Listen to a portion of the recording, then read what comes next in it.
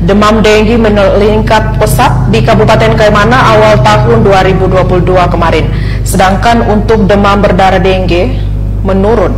Sesuai data yang diperoleh dari Dinas Kesehatan Kabupaten Kaimana, demam berdarah denggi pada bulan Januari meningkat, namun di bulan Mei menurun hingga 0. Kepala Bidang Pencegahan dan Pengendalian Penyakit atau P2P Dinas Kesehatan Kabupaten Kaimana, Jubair Rumakat, kepada wartawan Jumat 27 Mei 2022 menjelaskan penyakit demam denggi pada RSUD Kaimana di bulan Januari meningkat hingga 23 pasien, ketimbang demam berdarah denggi hanya 7 pasien. Kondisi tersebut berlanjut pada bulan Februari, di mana demam denggi 48 pasien, sedangkan demam berdarah denggi meningkat menjadi 8 pasien.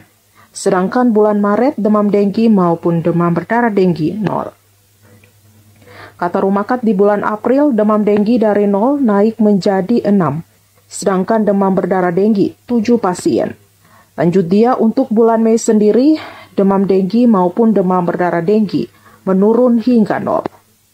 Menurut Kepala Bidang P2P pada Dinas Kesehatan Kaimana ini, bahwa lonjakan tersebut hanya terlihat pada wilayah kota Kaimana, sedangkan untuk kampung-kampung hanya sedikit ditemukan.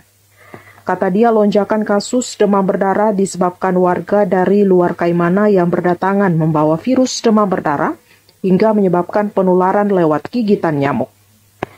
Dijelaskan demam berdarah denggi disebabkan oleh nyamuk Aedes aegypti dengan gejala awal panas hampir sama. Masa kritis demam berdarah denggi sendiri biasanya trombosit drop dan disertai pendarahan. Jika hal ini tidak diatasi secepat mungkin, bisa dapat menyebabkan kematian. Nyamuk Aedes aegypti tidak kontak langsung dengan tanah. Untuk itu penanganan pertama pihaknya melakukan himbauan dan pembagian abate ke kepala RT pada daerah yang kena dampak demam berdarah. Pembagian abate bertujuan untuk membunuh jentik nyamuk. Apabila ada temuan kasus demam berdarah meningkat pada suatu wilayah, akan dilakukan fogging, penyemprotan pengasapan. Sekalipun penyemprotan fogging biasanya tidak diterima warga karena bau yang kurang baik serta kepanikan warga terkait demam berdarah. Namun, menurutnya fogging penyemprotan merupakan langkah terakhir yang dilakukan pihaknya pasca monitoring demam berdarah, apakah masih ada kenaikan kasus atau tidak.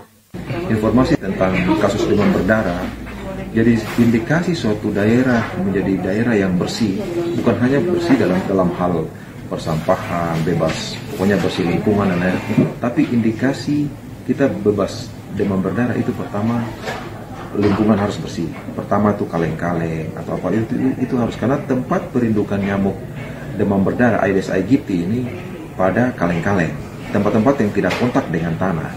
Gitu. Beberapa waktu ada terjadi peningkatan kasus, itu sebenarnya setelah lakukan survei ternyata terjadi penurunan trombosit darah pada anak-anak itu.